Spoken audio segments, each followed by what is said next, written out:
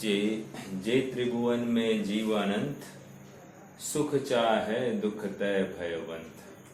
तातय दुख हारी सुखकार, कहे सीख गुरु करुणाधार। देखिए, करुणावश ये वचन निकले हैं एक बार। और जे त्रिभुवन में जीव अनंत, सुख चाहे दुख तय, दुख से अत्यंत भयभीत है और सुख की निरंतर वांछा करते हैं। अब सुख क्या है, ये परिभाषा उनको स्वीकार समझ नहीं है। बस जहां पर कषाय की कमी हो गई उसी को सुख मान बैठते हैं। बट यहाँ पर समझा रहे हैं, सुख निराकुलता वाला होता है। आत्म को हित है सुख, सो सुख आकुलता बिन कही। समझ में आ रहा है क्या? ये सुख आकुलता बिना ही होना चाहिए। जहां पर थोड़ी सी भी आकुलता है वो शाश्वत सुख नहीं है, टिकाऊ सुख नहीं है। हाँ, हमको कोई भी चीज मार्केट से लेनी तो टिकाऊ देते हैं कि नहीं? हाँ, वैसे ही ये सुख भी टिकाऊ होना चाहिए। एक अनंतमती गाथा में से एक छंद पढ़ना है। पहले भी पढ़ा है बट फिर भी इस प्रसंग में, मतलब मुनि स्वरूप कैसे प्रकट होता है, किस बल पर प्रकट हुआ है, उसकी बात आती है। मिट्टी काटी ला तो देखो, जलधारा से बह जाता। धारा ही मुड़ जाती लेकिन अचल अड़िग पर्वत रहता। ध्रुव कीली के पास रहे वे दाने नहीं पिस पाते हैं। छिन्न भिन्न पिसते हैं वे ही कीली छोड़ के जाते हैं। निज स्वभाव को नहीं छोड़ना, सुनो भ्रात अब कान दे। सती शिरोमणि अनंतमती की गाथा जैन पुराण से। जबरदस्त बात है, बहुत जबरदस्त। फिर से बोलूं? मिट्टी, आपको भाव पकड़कर मुझे बताना है क्या क्या कह रहे हैं। मिट्टी काटी ला तो देखो, जलधारा से बह जाता। धारा ही मुड़ जाती लेकिन अचल अड़िग पर्वत रहता। दो बातें कही, एक मिट्टी का घड़ा या मिट्टी का टीला, कुछ भी कहो। वो कह रहे हैं कि थोड़ी सी पानी का बहाव आ गया या पानी उसमें डाल दिया, पानी बह जाता और वो मिट्टी का घड़ा भी बह जाता। लेकिन धारा अपना रास्ता मोड़ लेती है, लेकिन पर्वत अपने स्थान पर अड़िग बना रहता है। समझ में आ रहा है? उदाहरण देखो कितने जबरदस्त है। दूसरा उदाहरण क्या दिया? ध्रुव कीली के पास रहे वे दाने नहीं पिस पाते हैं। छिन्न भिन्न पिसते हैं वे ही कीली छोड़ के जाते हैं। अभी तर्क की बात, ये क्या था? हैंड मिल है, आटा पीसा जा रहा है, अर्थात कोई अनाज पीसा जा रहा है और उससे आटा बन रहा है। तो कौन सा अनाज पिस जाएगा? कह रहे हैं कि जो अनाज कीली के पास में है वो नहीं पिस जाता, जो कीली से दूर जाता है, मतलब जहां से अपन अनाज पोर करते हैं उससे जितना दूर जाएगा उतना वो पिसता चला जाएगा, छिन्न भिन्न होकर पिसता जाएगा। लेकिन कीली के पास बना रहा अनाज बिल्कुल पिसा जाता नहीं है। समझने की बात क्या है अब? निज स्वभाव को नहीं छोड़ना, सुनो भ्रात अब कान दे। क्या कह रहे हैं? निज स्वभाव को नहीं छोड़ना। और स्वभाव कैसा है? ज्ञान, आनंदमय, निराकुल, एक, अनादि निधन, शाश्वत। अनादि निधन टंकोत्कीर्ण, कभी भी अपरिवर्तनीय, अपरिणामी, ऐसा मेरा शाश्वत स्वभाव, निरंतर चैतन्य की गूंज देने वाला ये स्वभाव, निरंतर सुख और आनंद की गूंज देने वाला ये स्वभाव, उसी में कभी भी बदल नहीं संभव। कल भी कहा था कारणानुविधायिनी कार्याणि। तो यहाँ पर ज्ञान और आनंद क्यों हो रहा है? क्योंकि उसका आधार आत्मा है, कारण दिखाई दे रहा है आत्मा है, इसलिए पर्याय में ज्ञान और आनंद ही आ रहा है। समझ में आ रहा है क्या? उसी प्रकार यहाँ पर भी समझना, कोई भी कार्य कारण का अनुसरण करता हुआ ही पाया जाएगा। अर्थात जो वस्तु में जैसी सामर्थ्य है वैसे ही वो परिणमित होगी। सामर्थ्य कारण हो गया और परिणमन कार्य हो गया। ठीक है? हाँ जी, मुनि स्वरूप की अपनी चर्चा चल रही है। मुनि युक्त आहार और युक्त विहार है। युक्त आहार और युक्त विहार का अर्थ, युक्त का अर्थ हमने उचित ऐसा शब्द लिया है। आगे चलकर भी 228वीं गाथा के आसपास वहां पर भी युक्त का अर्थ आचार्य स्वयं खोलने वाले हैं, तो अपन वहां तो करेंगे ही चर्चा। बट युक्त आहार और विहार कहकर क्या समझना? जैसे मुनिराज का फिर भी कषाय रहितम, तदपि कषाय रहितम, आहार विहार करता हुआ भी कषाय रहितम। मतलब क्या मालूम है? मुनिराज विहार कर रहे हैं, उसमें कषाय का त्याग होता है, कषाय का अभाव होता है, ये समझना है। मुनिराज आहार कर रहे हैं, उसमें कषाय का अभाव हो रहा है। और अज्ञानी जीव या गृहस्थ जीव क्या करता है? संसारी जीव वो विहार भी करेगा कषाय के पोषण के लिए, आहार भी कर। विहार ये शब्द गृहस्थ के लिए ठीक नहीं लगता, बट मैंने इसी के रेफरेंस से दिया। और आहार भी करेगा तो आसक्तिवश शरीर के पोषण के लिए, अर्थात कषाय के पोषण के लिए। समझ में आ रहा है क्या? ये मतलब एग्जैक्ट अपोजिट है। 180 डिग्री का अंतर, मतलब वो डिग्री वाइज डिफरेंस है दोनों विचारधाराओं में। दोनों आहार ग्रहण कर रहे, दोनों विहार कर रहे, लेकिन दोनों के विहार में और आहार में अंतर है। मेरा प्रश्न है, विहार करते हैं तो वो कषाय का त्याग कैसे होगा? मतलब कषाय रहित कैसे हो गए? प्रश्न कौन बताएगा? विहार कर रहे हैं तो कषाय रहित कैसे हो गए?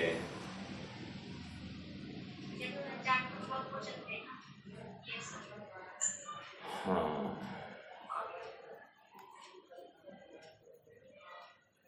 और कुछ?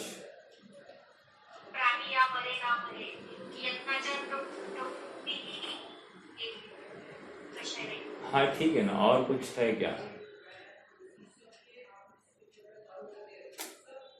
कषाय का त्याग कैसे हो गया?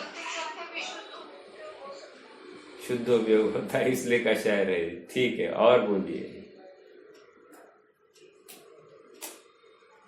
विहार क्यों कर रहे हैं ये बोलना है आपको।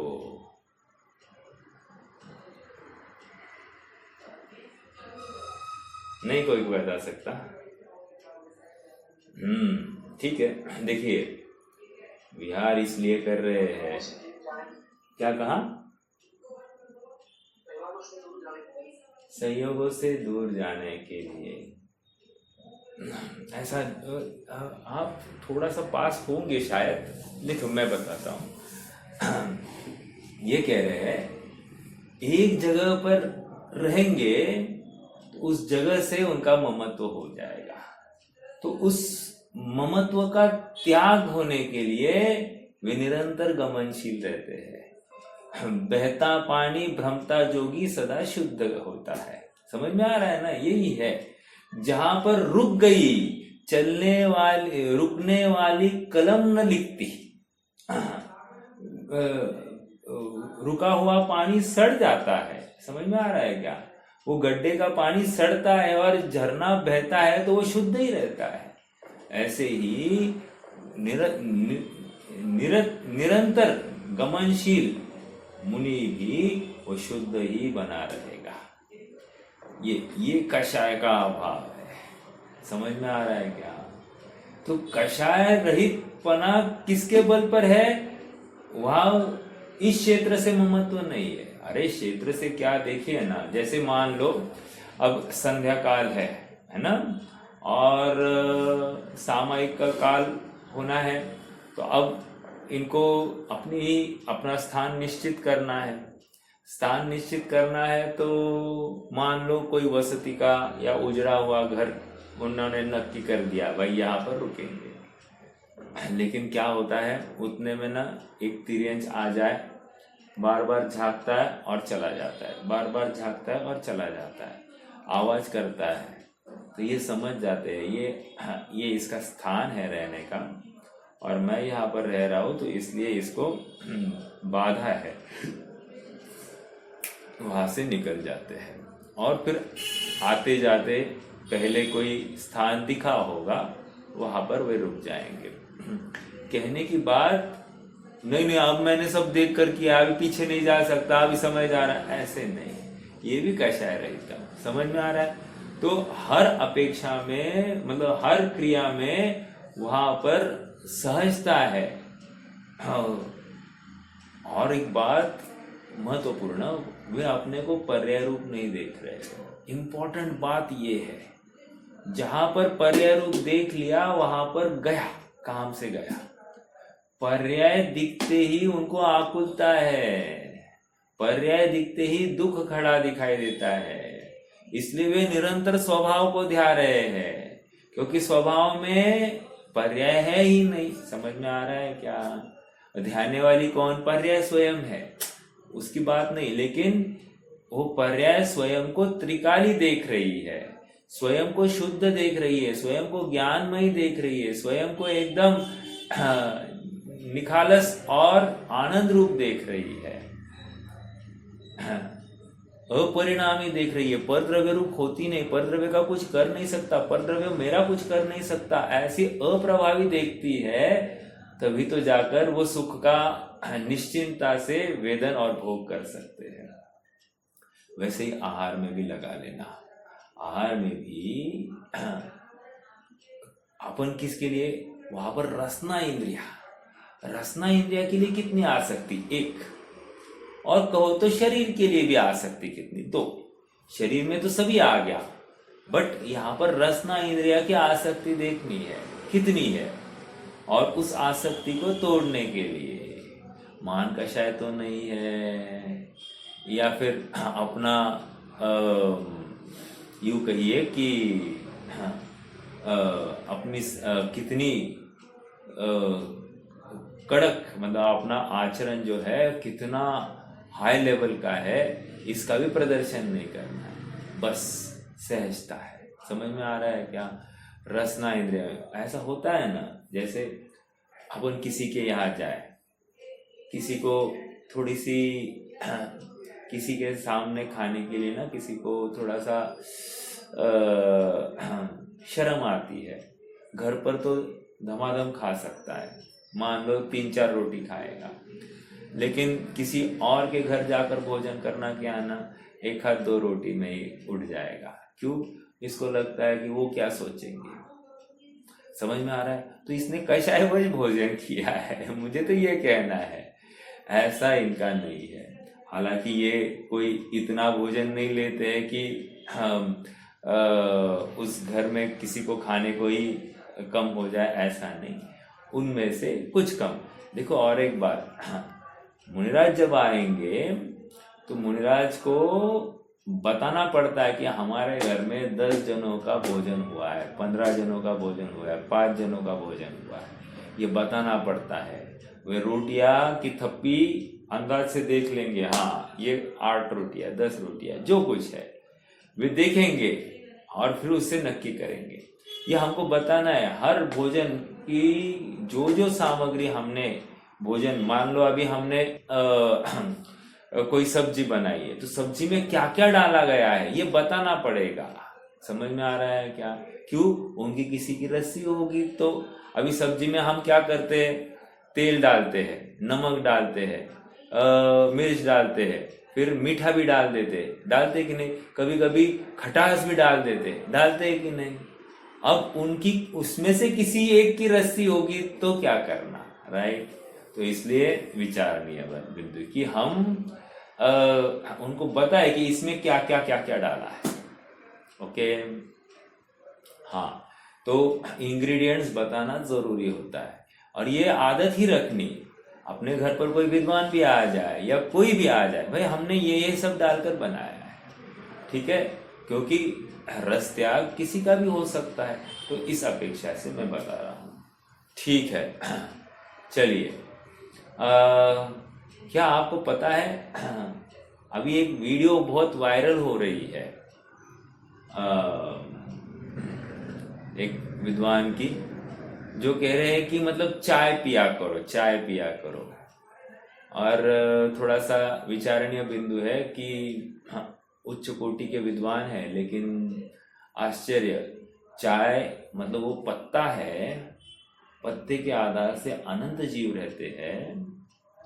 एक दूसरी बात, उसके आधार से त्रस जीव भी रहते हैं, और एकदम धड़ल्ले से बोलते हैं कि ये चाय लेके तुम स्वाध्याय भी कर सकते हो, स्वाध्याय करने आया करो तो तुम्हें नींद नहीं आएगी।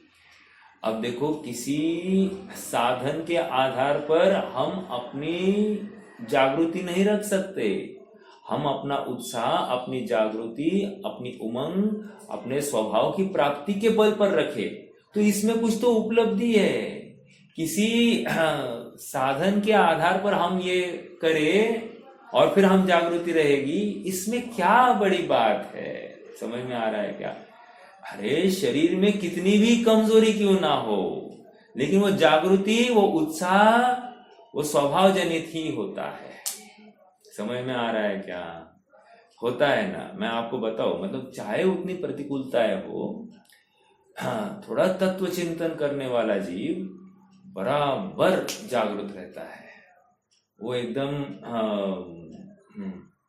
बचने का हर प्रकार से प्रयास करेगा, करना ही चाहिए। या फिर वो सोचता है अगर पाप कर रहा है तो ये पाप है, इसका बंध कितना है, कार्य तो उदय के अनुसार होने वाला है, मैं क्यों ये पाप अनुसार कार्य कर रहा हूँ, क्यों शरीर के पोषण के लिए, रसना के पोषण के लिए प्रवृत्ति कर रहा हूँ। तो विचारणीय बिंदु है, गंभीरता से लेना। चाय, ये पत्ती, और मालूम है आपको, चाय में ना खून डाला जाता है, बुचड़काने का खून डाला जाता है उसका रंग आने के लिए। ये एक विचारणीय बिंदु है। दो बातें। तीसरी बात और एक बताओ आपको, जो बाजार के पापड़ आदि होते हैं ना, पापड़, उसमें जो पापड़ खार डाला जाता है, वो पापड़ खार क्या होता है मालूम है? वो पापड़ खार होता है मुर्दों की राख। समझ में आ रहा है? अगर हम एक पापड़ भी खा रहे हैं तो मुर्दे की अंश हम अपने मुख में डाल रहे हैं। विचारणीय बिंदु है। फिर से, मतलब हम क्या खा रहे, देखो जिन्होंने बनाया उनकी वो पापड़ खार लेकर आए हैं बाजार से, दुकान से लेकर आए। वो कोई श्मशान भूमि जाकर उन्होंने राख उठाई है और फिर उन्होंने वो पापड़ में डाला है, ऐसा नहीं। वो तो दुकान से लेकर आए। अब दुकान में कहाँ से आया? फैक्ट्री से आया। फैक्ट्री ने कहाँ से आया? वो उसका वो चेन, वो सप्लाई चेन वहां से है, ठीक है। और उसका रंग परिवर्तित किया गया होगा और कुछ ट्रीटमेंट की गई होगी और फिर वो एक अलग फॉर्म में पेश किया गया होगा, उसमें नहीं जाना है। जैसे सोडा भी कहते हैं अपन, खाने का सोडा या बेकिंग पाउडर, सब क्या, या साइट्रिक एसिड, ये क्या है? सब मतलब अवक्ष प्रक्रिया से बनाई गई चीजें हैं। अवक्ष मतलब हिंसक प्रक्रिया से बनाई गई चीजें हैं। तो अपने आप में विचारणीय है कि बाहर का खाना कितना सेफ है। विचार कीजिए बाहर का, फिर ये चलेगा क्या, वो क्या चलेगा? हमने एक ही बात कही, बाहर का खाना सेफ नहीं, खत्म। अब इसके आगे आप ये मत पूछना कि ये चलता है क्या, वो चलता है क्या, ये नहीं, बस एक ही बात बोल दी, उसमें सब कुछ आ जाता है। हाँ, चलिए, कहाँ से आई थी बात? आहार में कषाय नहीं होता।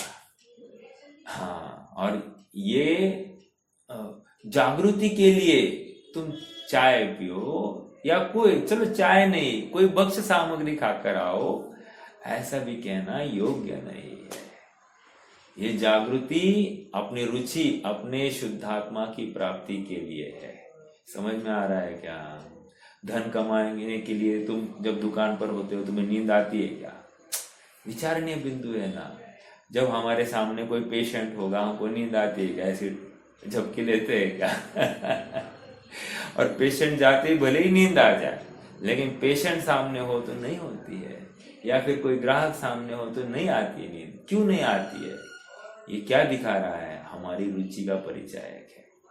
और जैसे ही शास्त्र सामने ले लिया, फटाफट नींद, सामयिक में बैठ गया, फटाफट नींद आती है। और एकदम अन्य बाद में एकदम फ्रेश होकर स्वाध्याय में आया, नींद आती है। क्यों? रुचि की कमी। समझ में आ रहा है क्या? ये चाय नहीं पिए इसलिए नहीं, कदाचित चाय पीकर भी सो सकता है, कोई बड़ी बात नहीं, सो सकता है। वो रुचि के अभाव में सो रहा है। रुचि होगी तो बिना चाय के भी वो जग सकता है। ठीक है, चलिए अपने प्रकरण में आ जाइए। पेज नंबर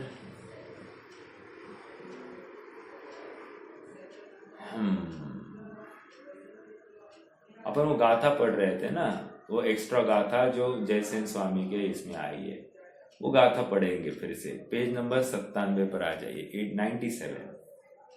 कोहादियेहिं चौहिं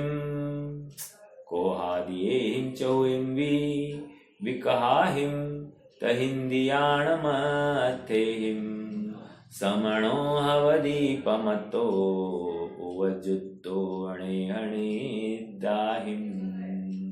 देखो, स्नेह से रहित है और निद्रा से रहित है। अब इसका आधार क्या है? निद्रा से रहित है, इसका आधार क्या है? निद्रा से रहित है, इसका आधार शुद्धात्मा है। अरे यहां तक कह रहे हैं कि धन्य है मुनिराज का आहार विहार, निद्रा, संयम, वीतरागता, सब धन्य है, धन्य है। अरे निद्रा को भी धन्य कह रहे हैं, ऐसा कैसे? क्योंकि वे निद्रा में भी अपने को नाप रहे हैं कि मैं कितना स्वभाव सन्मुख, अर्थात जागृति कितनी है निद्रा के काल में भी। वे ये नहीं देख रहे हैं कि निद्रा कितनी अच्छी हो गई, हाँ अभी एकदम फ्रेश, ओ ग्रेट, ऐसा नहीं। जैसे हम निद्रा से उठते तो हमको लगता है ना, हाँ एकदम फ्रेश लग रहा है, आज फ्रेश नहीं लग रहा है। ये किसका आधार है? ये इसका आधार है कि हमारी निद्रा में रुचि है। समझ में आ रहा है? और निद्रा में रुचि मतलब शरीर में रुचि है। समझ में आ रहा है? ये पकड़ते आने चाहिए। ये पैरामीटर्स मैं जो बता रहा हूं ना, इसमें हम अपने प्रमाद को, अपने कमजोरी को पकड़ना सीखे। हाँ, मुनिराज की अवस्था हम देख रहे हैं, उस धन्य मुनि अवस्था को देखकर सुनकर हमको भी मुनि होने की भावना जागृत होनी चाहिए। समझ में आ रहा है क्या? बहुत अगर नहीं आ रही है तो कठोर हृदयी है हमारा, अभी भी संसार से मन उबा नहीं है हमारा, अभी भी संसार में, विषयों में, भोगों में सुख पड़ा है। समझ में आया? देखो आगे पढ़ते हैं। ये पढ़ा था पैराग्राफ, इनफैक्ट अपन ने जस्ट पास पढ़ लेते हैं। 4 प्रकार के क्रोधादि कषायों से 1, 4 प्रकार की विकथाओं से 2, 5 इंद्रियों के विषयों से 3, कितने हो गए? 3 मतलब 13। निद्रा से और स्नेह से, स्नेह में उपयुक्त होता हुआ श्रमण प्रमत्त होता है। उक्त कथन से ऐसा लगता है कि प्रमत्त विरत नामक 6वें गुणस्थानवर्ती मुनिराज क्रोधादि कषाय से युक्त 4 विकथाओं और 5 इंद्रियों के विषयों में रत, स्नेहासक्त और निद्रालु होते होंगे, पर बात ऐसी नहीं है, क्योंकि उनके मिथ्यात्व और अनंतानुबंधी आदि 3 कषाय चौकड़ी का अभाव होता है। मात्र संज्वलन संबंधी कषायों का तीव्र उदय होता है। संज्वलन का तीव्र उदय है।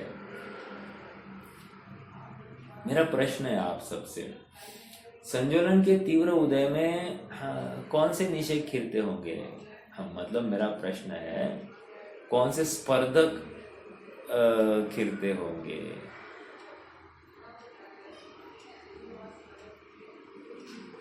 स्पर्धक कौन से प्रकार के होते हैं, आपको पता है क्या?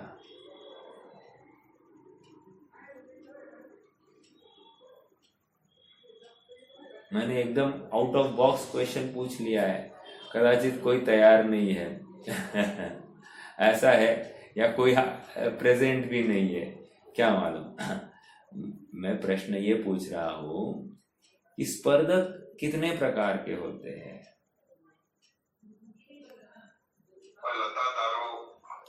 हाँ, बहुत अच्छा, बहुत अच्छा, जिंदा है भाई, कोई तो है देखो, स्पर्धक जो है देशघाती और सर्वघाती, दो प्रकार के।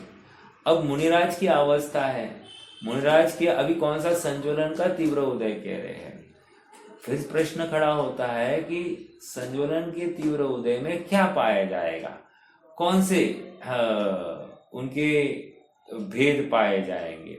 तो कह रहे हैं कि एक तो देशघाती स्पर्धकों का ही उदय चल रहा है, एक बात, देशघाती प्रकृति के देशघाती स्पर्धक, क्या कहा, देशघाती प्रकृति के देशघाती स्पर्धकों का उदय, और देशघाती स्पर्धकों में लता, दारू, अस्थि, शय, ये अगर लगाना है, क्यों लगाना साहब, घाती कर्म का भी उदय है ना, अघाती का अपन अलग से लेंगे, लेकिन घाती कर्म का उदय है तो वहां पर लता और दारू। अब यहाँ पर दारू का जो अल्प भाग है ना, अस्थि और शैल का तो उदय नहीं है, इनके नहीं आता है। अस्थि और शैल का स्थिभुक संक्रमण होकर लता और दारू में कन्वर्ट होता है। अब जब संज्वलन का तीव्र उदय कह रहे हैं, उस समय में इनके लता का जो अल्प भाग है उसकी तीव्रता ज्यादा है, सॉरी दारू का, आई एम वेरी सॉरी, दारू का जो तीव्र भाग है, अल्प भाग है, उसमें तीव्रता अधिक है, और उस तीव्रता की अधिकता में संज्वलन का तीव्र उदय कहा जाता है। समझ में आ रहा है क्या? और मूल रूप से संज्वलन को क्या कहा है, जली जेवरी सम। समझ में आ रहा है क्या? जली जेवरी मतलब क्या एक समय में कह रहे कि तीव्र उदय, एक समय में कह रहे कि जली हुई जेवरी। जली जेवरी मतलब क्या?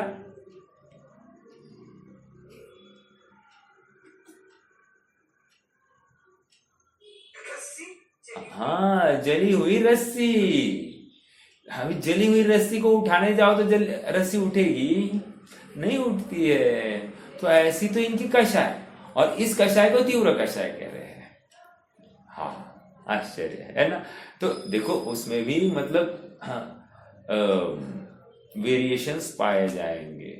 हर परिणाम को यथा योग्य कोई न कोई वो कषाय या उस स्पर्धक पाया जाता है। ठीक है, इसलिए असंख्यात लोक प्रमाण भेद कहे गए हैं। असंख्यात लोक प्रमाण भेद इसीलिए तो कहे गए, और मैच ही नहीं होती है।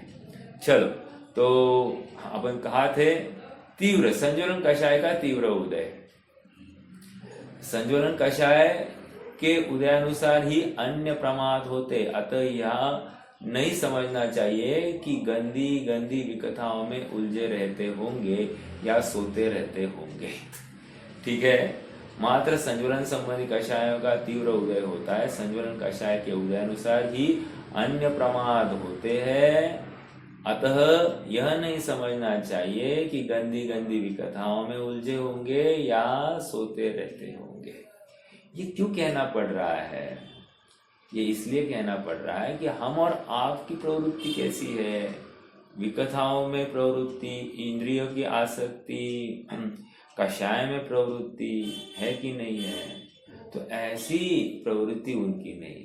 हमारी निद्रा में भी जो रुचि है उनकी है क्या? एक दिन हम थोड़ा सा नहीं सोए, जैसे आज का मेडिकल साइंस क्या कहता है, साहब कम से कम 6 घंटा नींद तो चाहिए, उसके बिना बॉडी फ्रेश नहीं होती और फिर अपना काम करने के लिए समर्थ नहीं होती। हाँ, फिर अगले दिन हमको भी, अगर हम थोड़ा सा पहले दिन जागरण हो गया होगा और दूसरे दिन जल्दी उठे, तो क्या होता है, थोड़ा सा पेट खराब लगता है कि नहीं, एसिडिटी होती है कि नहीं, सर दर्द होता है कि नहीं, ये क्यों हो रहा है? इसका मतलब हमको तकलीफ हो रही है और उनको तकलीफ नहीं हो रही है। क्या कारण होगा? कारण इतना ही है कि हमारा उपयोग विषयों में, इंद्रियों में, विकथाओं में लगा है, इसलिए ये शरीर थक जाता है। इसलिए 6 घंटे की नींद आवश्यक है। एक दूसरी बात, हम खाना भी ज्यादा खाते हैं, इसलिए भी हमको नींद ज्यादा आती है। 2 बातें समझ में आ रहा है? हमको लगता है कि ज्यादा भोजन करेंगे तो ज्यादा स्वस्थ रहेंगे। बहुत मुश्किल है ये बातें, मतलब कैसे समझे और कैसे हजम हो जाए। कह रहे हैं कि भोजन करने से नहीं, जितने नौकन वर्गणाएं ग्रहण होगी ना, उसके हिसाब से तुम्हारी शरीर योग्य होगा।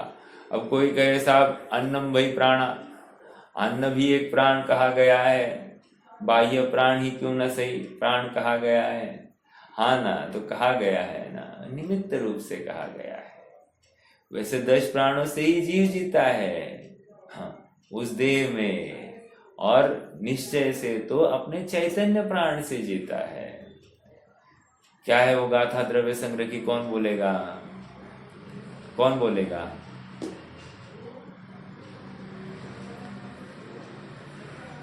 द्रव्य संग्रह की गाथा।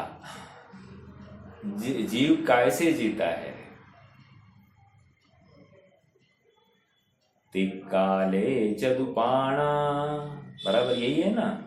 तिक्काले चदुपाना इंद्रिय बलमावाण पाणोय व्यवहारासो जीवो निश्चय नय दौदु चेदना जस। बराबर, इंद्रिय, बल, आयु और श्वासोश्वास, 5 इंद्रिया, 3 बल, आयु और श्वासोश्वास, हो गए 10 प्राण। तो कह रहे इन 10 प्राणों से जीव जीता है, लेकिन काय से? व्यवहार से कहा, निश्चय से, निश्चय से अपने चेतना प्राण से जीता है। खत्म। ये विचारणीय बिंदु है। मतलब हर कथन में एक रिलेटिविटी भी बताते हैं, एक नॉन रिलेटिविटी भी बताते हैं। चरणानियोग का पक्ष रिलेटिविटी का ही दिखाने के लिए है और द्रव्यानियोग का पक्ष नॉन रिलेटिविटी दिखाने के लिए है। तो साहब कौन सा माने? दोनों देखने, यथा योग्य भूमिका के अनुसार दोनों का बैलेंस तुम्हें बिठाना है। तराजू किसी एक साइड में झुका होगा चलेगा, साइड में झुके तो चलेगा क्या? जैसे मान लीजिए बाटे के साइड में झुके तो किसको चलेगा? कदाचित बेचने वाले को चल सकता है, लेकिन लेने वाले को चलेगा क्या? नहीं चलेगा। अब कदाचित सामान के साइड, अर्थात जो खरीदार की साइड है, मतलब अनाज जो दिया जा रहा है उसके साइड में झुका तो लेने वाले को चलेगा, लेकिन देने वाले को नहीं चलेगा। फिर से नहीं चल रहा है ना, तो समान है तो दोनों मान रहे कि नहीं मान रहे। उसी प्रकार निश्चय और व्यवहार का वो बैलेंस है, ये तराजू के समान है। थोड़ा सा व्यवहार का पक्ष बढ़ गया तो निश्चय का कम हो गया ना, नहीं चलेगा। और निश्चय का पक्ष बढ़ गया तो व्यवहार का कदाचित कम हो जाए तो चलता, यथा योग्य भूमिका के अनुसार। हाँ, निश्चय का विकल्प निरंतर बना रहे और प्रमाद में प्रवृत्ति हो तो नहीं चलेगा। निश्चय का पक्ष रखते हुए निरंतर स्वभाव को ध्याता हुआ परिणाम ही कार्यकारी है, अभिष्ट है। ठीक है, हाँ जी।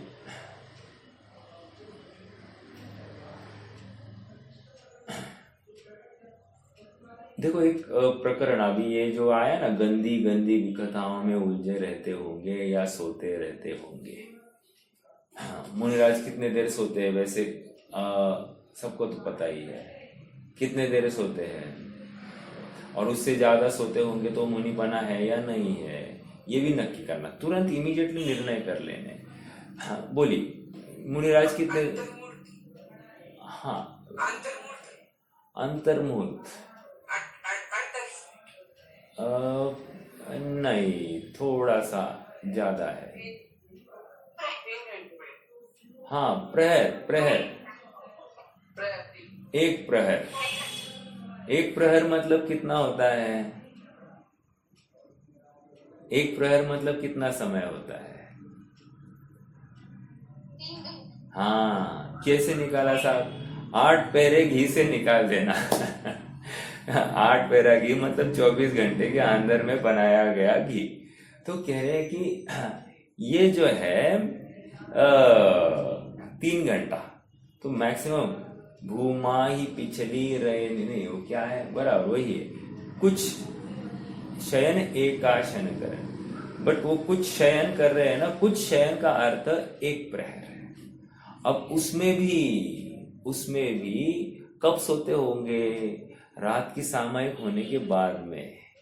अब सामायिक होने के बाद में और सुबह की प्रातः काल की जो सामायिक होने के पहले उनको उठना ही पड़ेगा, तो वो जो बचा हुआ जो स्पैन है ना उसमें वो सोते हैं, ऐसा है। ठीक है।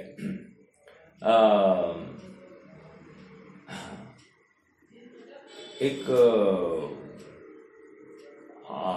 कौन है, समनभद्र स्वामी ने लिखा है भाई ये सभी जीव क्यों सोते हैं, निद्रा क्यों आती है।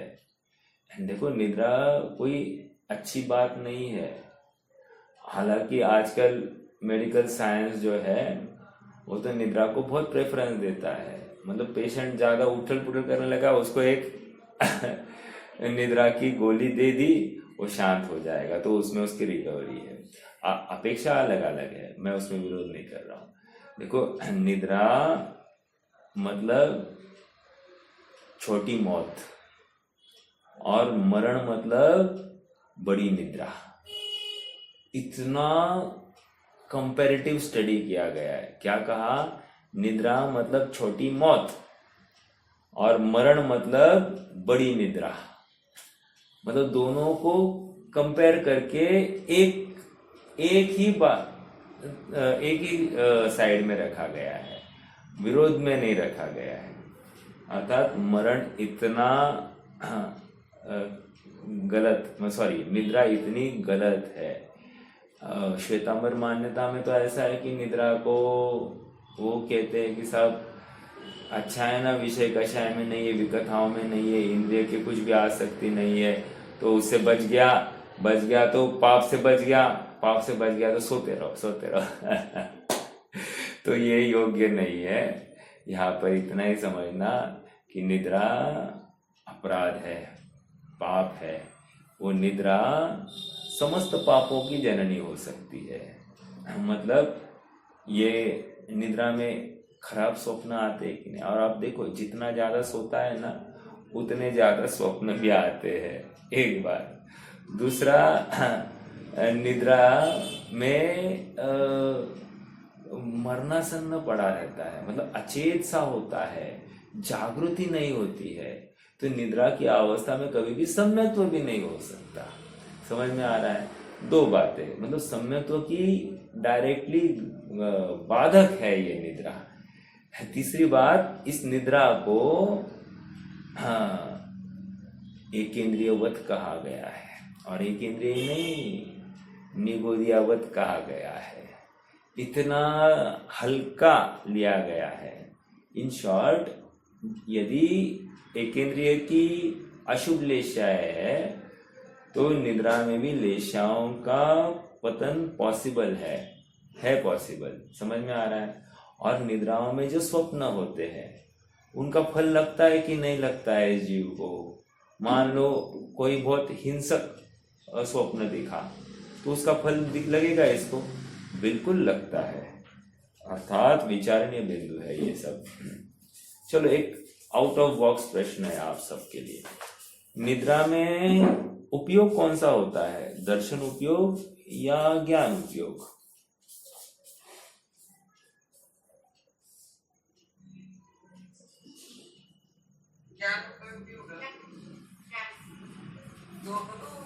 हाँ दोनों होते हैं। जो याद आएगा वो ज्ञान उपयोग के बल पर है, और जरूरी नहीं है ज्ञान उपयोग हो गया मतलब याद आना चाहिए। जो याद आ रहा है निद्रा का, वो तभी याद आता है जब धारणा में बैठा होगा, तो है ना। तो अवग्रह या अवाय धारणा, वो धारणा में बैठने के बाद में याद आएगा। तो बहुत लंबी प्रोसेस है, मतलब जो कोई बात चली होगी काफी देर के लिए चली होगी, मतलब विकल्पात्मक स्तर पर, तभी जाकर वो धारणा में आएगी। हाँ, लेकिन निद्रा में दो चिंतन में अगर माँ का विषय जो हमारा स्वाध्याय का अगर विषय नींद में आता होगा तो उसमें भी अशुभ लेशाएं होगी क्या? नहीं, उसमें फिर शुभ लेशाएं मिलेंगे, सपना में अगर ले सकते, सपना में अगर ऐसी घटना आती है धर्म के संबंध में, हाँ उसमें इतना तो ले सकते हैं कि उसको शुभ भाव में, मतलब वो जागृति। देखो और एक बात,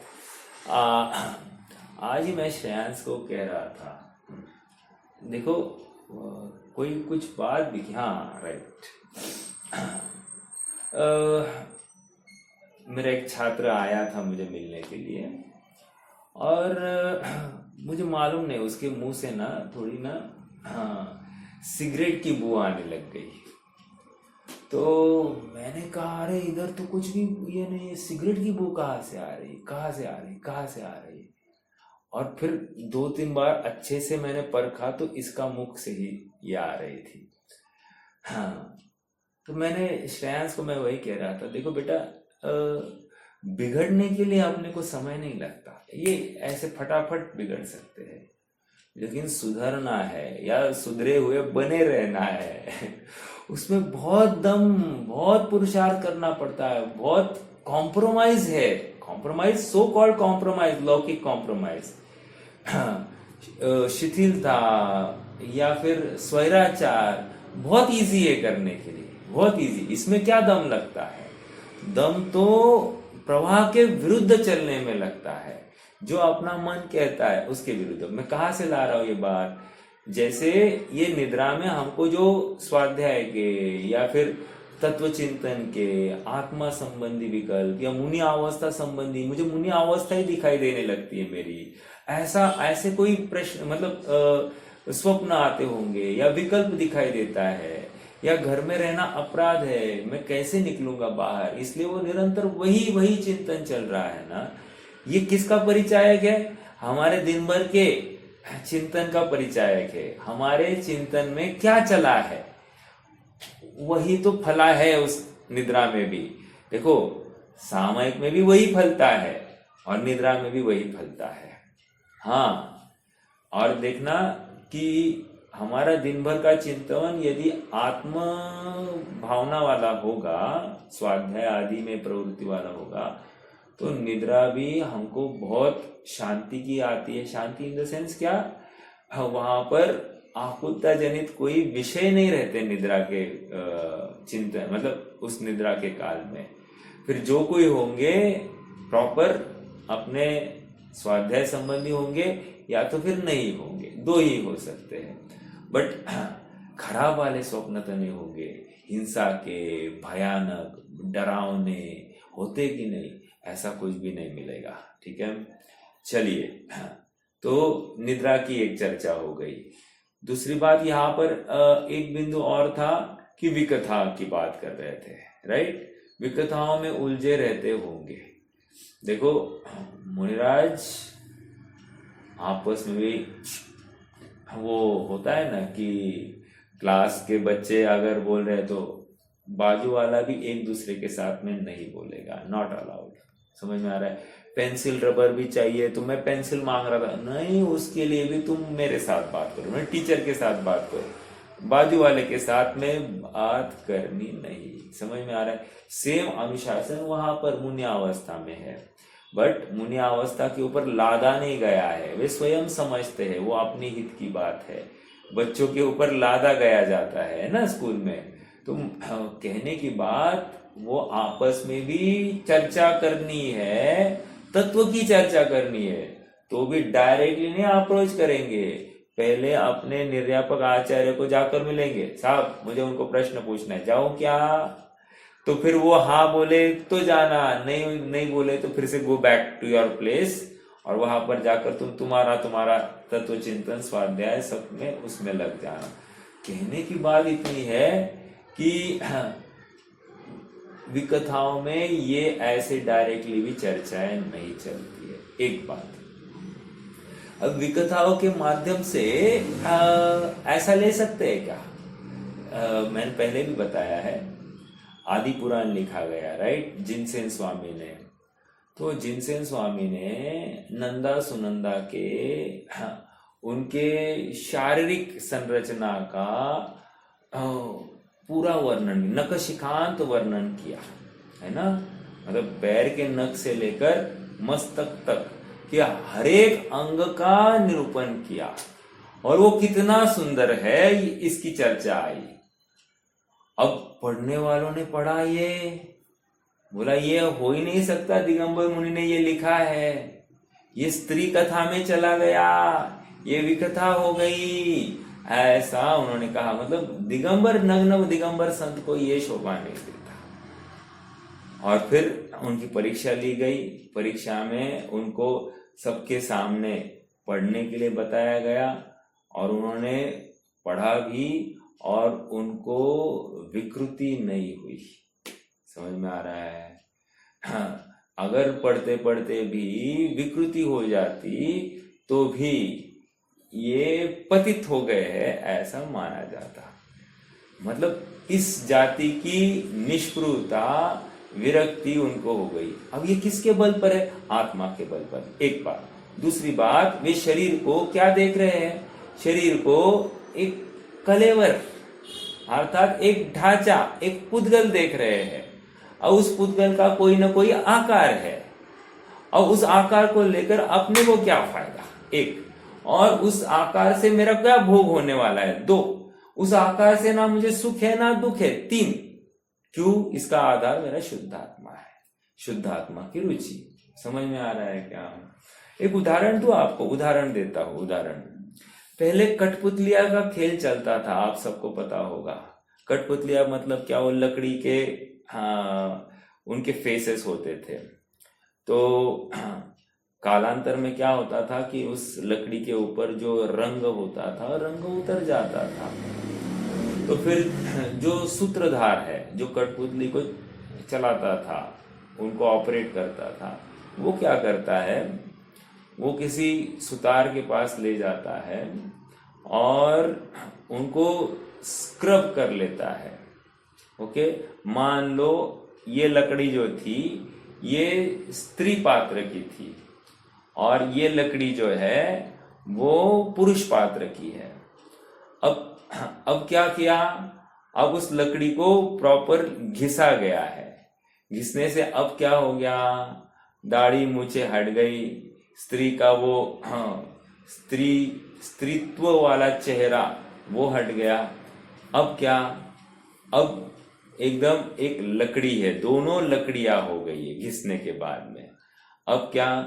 अब वो नए सिरे से फिर से उनके ऊपर स्त्री और पुरुष के चित्र रेखांकित करता है, बराबर। अब मान लो जो पहले पुरुष का पात्र था, पात्र वाली लकड़ी थी, उसको अब स्त्री वाली लकड़ी का रोल मिल गया, और जो स्त्री वाली थी वो पुरुष के रोल में आ गई। ऐसा हो सकता है क्या? हो सकता है। अब ये लौकिक बात चल रही है अपनी, मतलब वो कठपुतलियों के खेल की बात चल रही है। तो जब वहां पर भी ये बदलते हैं ऐसा दिखाई देता है, तो संसार के परिभ्रमण में आज मैं पुरुष हूं, कल को स्त्री भी हो सकता हूं, कल को नपुंसक भी हो सकता हूं, या पहले मैं स्त्री या नपुंसक रहा होऊंगा कि नहीं रहा होऊंगा। ऐसे होते हुए भी अपने को ना स्त्री देखना, न पुरुष देखना, न नपुंसक देखना, उनसे पार एक शुद्धात्मा देखना, ये जो कला है, ये जिसको अवगत होती है वही उसके बल पर वो सुखी होता है। और सुखी होने की वजह से ये जो शरीर है, इंद्रिया है, या शरीरों के आकार प्रकार है, इनको लेकर किसी में इष्टपना या किसी में अनिष्टपना इनको भासित ही नहीं होता। समझ में आया? ये इतना उदाहरण मैंने उसके लिए दिया है, ठीक है। मतलब ये बदलते हैं पात्र। तो अनादि निधन अपनी उस प्रवाह क्रम में ये अपने अनेक अनेक अनेक अनेक अवस्थाएं देख रहा है, लेकिन उन अवस्थाओं में एक कॉमन बात भी देख रहा है। क्या? मैं था, मैं था, मैं था, मैं था, मैं था, मैं था, मैं हूं। अब था और हूं, इसका मतलब मैं रहूंगा। तो अपनी अनादि निधनता देख ली, अपना जीवत्व देख लिया, ओके, स्वरूप अस्तित्व देख लिया कि मेरा एक भी गुण कम हुआ नहीं, मेरा असंख्यात प्रदेशी वस्तु वैसी के वैसी बनी है, मैं संकुचित विस्तारत्व को प्राप्त हो रहा हूं शरीर के निमित्त से, लेकिन मेरी अनंत संपदा कभी भी इतनी सी भी रत्ती भर भी कम होती नहीं है। समझ में आ रहा है क्या? ये है। और इसके बल पर उनको विकथाओं में रुचि नहीं आती है। स्त्री कथा, राज कथा, भोग कथा, अब ये सब यूजलेस है। क्या होता होगा, राजा क्या निर्णय लेंगे, या फिर वहां मैच का क्या चला होगा, नहीं, इसमें अब इनका मन नहीं लगेगा। ठीक है, क्यों?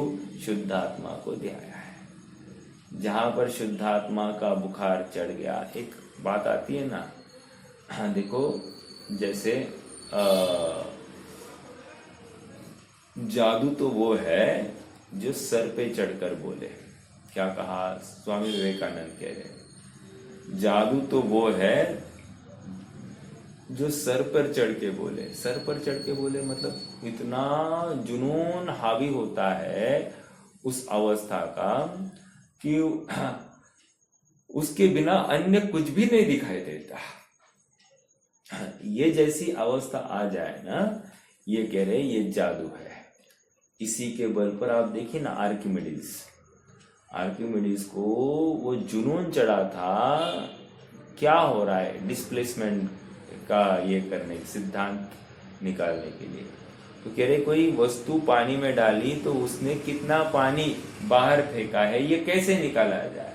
तो कह रहे जितनी वस्तु की वॉल्यूम है उतना पानी बाहर डिस्प्लेस हो गया है। बस इतनी सी खोज हो गई है। उस खोज की सिद्धि होने के बाद में वो इतना खुश हो गया है कि नहाते नहाते नंगा भागता भागता हुआ राज दरबार में पहुंचा है। और सब हंस रहे हैं, ये उनकी उपेक्षा कर रहा है। अरे मैंने इतनी बड़ी खोज की है, इतनी बड़ी प्राप्ति उपलब्धि हो गई है मुझे, और तुम हंस रहे हो मेरे ऊपर। समझ में आ रहा है? मुनिराज भी यही कह रहे हैं, मैंने इतनी बड़ी उपलब्धि की है और तुम हंस रहे हो मेरे ऊपर, मैं हास्य का पात्र बन रहा हूं, मैं तुम्हारे साथ नहीं रह सकता, चले वन जंगल में। समझ में आ रहा है क्या? ये तो अर्थात इनकी कोई भी बात एकदम स्वाभाविक है, सहज आत्मा को ध्याते हुए ही पाई जाएगी। देखो समय होते आया है, नीचे का पैराग्राफ, जो यहाँ उन्हें प्रमादी कहा है वह तो आत्मध्यान रूप अप्रमत्त दशा अर्थात शुद्धोपयोग रूप दशा नहीं होने के कारण कहा है। तीन कषाय चौकड़ी के अभाव रूप शुद्ध परिणति तो उनके निरंतर विद्यमान ही है।